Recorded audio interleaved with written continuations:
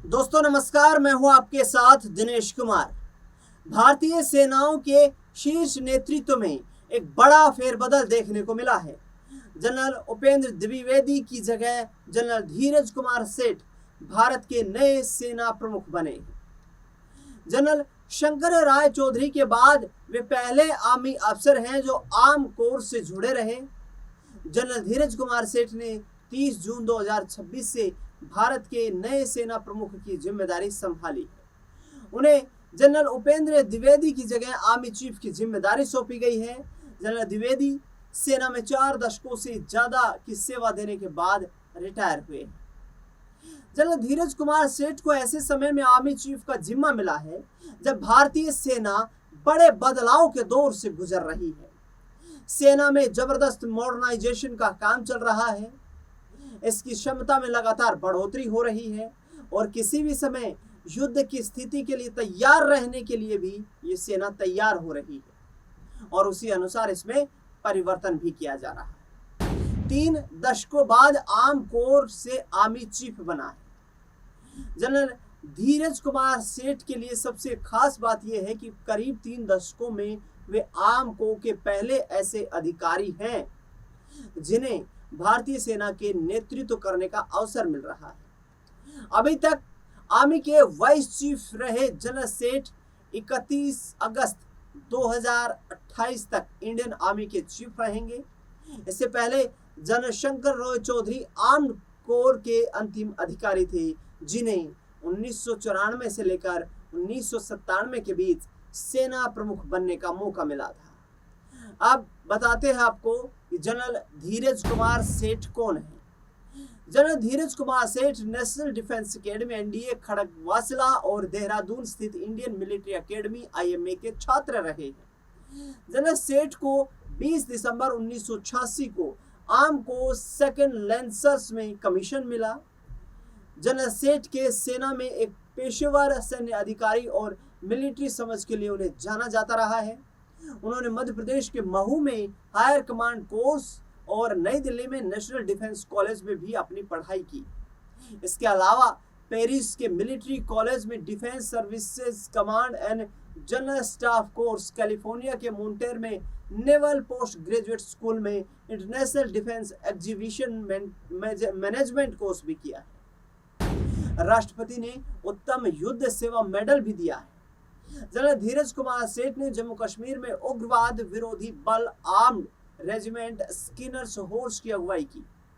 वहीं पश्चिमी मोर्चे पर उन्होंने एक स्ट्राइक कोर रेगिस्तानी सेक्टर के अलावा वे साउथ वेस्टर्न कमांड और सदर्न कमांड की जिम्मेदारी भी संभाल चुके हैं। इस तरह से वे भारतीय सेना के ऐसे दुर्लभ अफसर हैं जिन्होंने इन दोनों ऑपरेशनल कमांड की जिम्मेदारी संभाली है। जनरल सेठ को जब लेफ्टिनेंट जनरल के पद पर प्रमोशन मिला तो उन्होंने सुदर्शन चक्र कोर की भी जिम्मेदारी संभाली।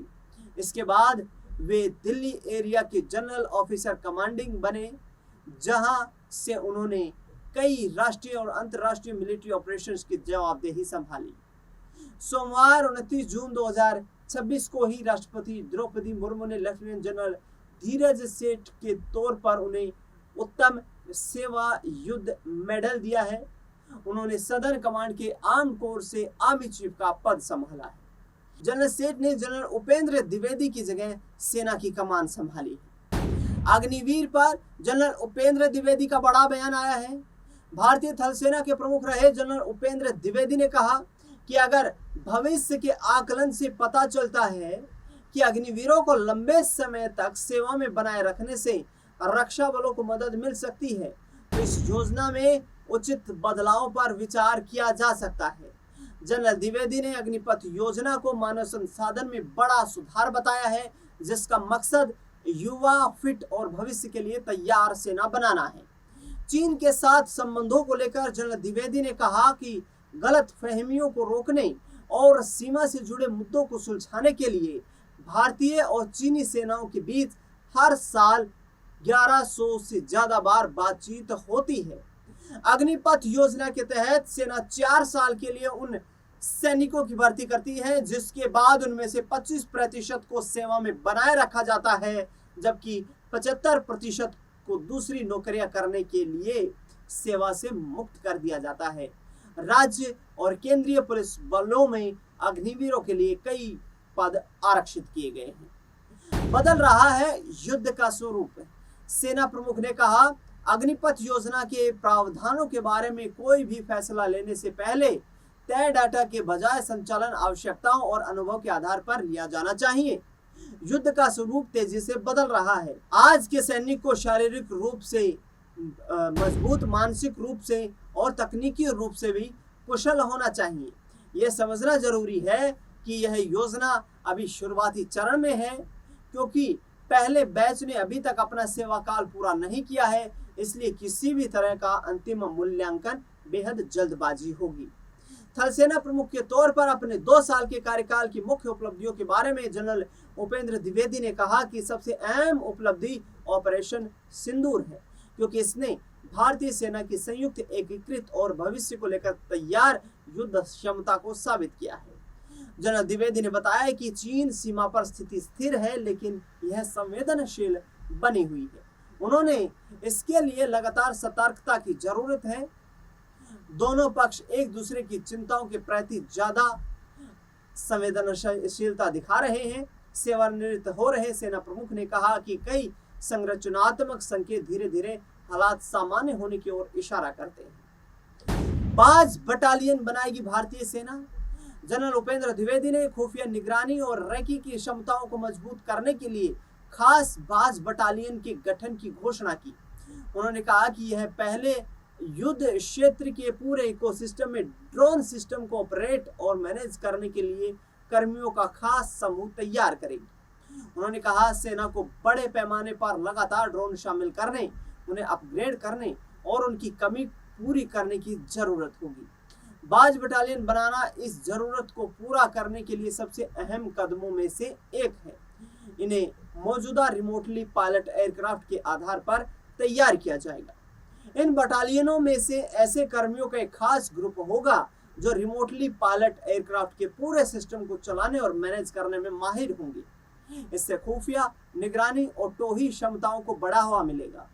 पाकिस्तान की ड्रोन क्षमताओं को लेकर जनरल द्विवेदी ने कहा कि भारतीय सेना घटनाक्रम पर बारीकी से नजर रखती है और उभरते खतरों का सामना करने के लिए हमेशा तैयार रहती है। तो यानी कि जिस तरीके से जनरल उपेंद्र द्विवेदी का कार्यकाल खत्म हुआ और जनरल सेठ को ये जो नई जिम्मेदारी सौंपी जा रही है, इससे भारतीय सेना में भी काफी उत्साह देखने को मिल रहा है।